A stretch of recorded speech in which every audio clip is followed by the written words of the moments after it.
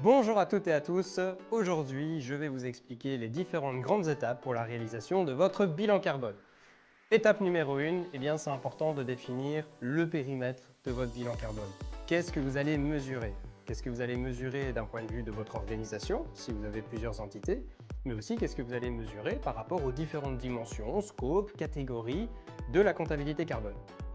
La deuxième étape, c'est de collecter les données. Et c'est là où c'est l'étape la plus importante, la plus critique, surtout lors du premier bilan carbone, parce qu'elle peut être plus ou moins longue et plus ou moins complexe.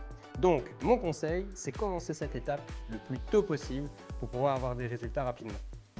La troisième étape, c'est finalement calculer les émissions de CO2. Et là, c'est finalement pas si compliqué que ça. Ça demande un peu de technique carbone, mais c'est l'idée d'associer des quantités que vous aurez collectées lors de la phase de collecte avec des facteurs d'émission qui soient idéalement les plus précis possibles, et puis de venir ranger les émissions dans les bonnes catégories selon le standard que vous avez choisi.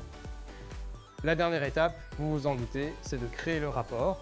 Alors ça peut aller du plus simple au plus complexe, le minimum étant de faire un rapport qui ressemble relativement à un compte de résultats ou un bilan financier. Donc c'est de présenter ces émissions dans les différentes catégories. Nous, ce qu'on vous recommande, c'est d'aller un petit peu plus loin et d'aller à l'interprétation de ces résultats. Qu'est-ce que ça veut dire?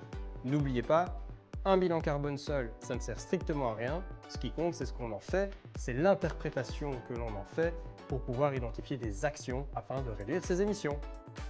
J'espère que maintenant c'est plus clair et je vous retrouve à la prochaine vidéo.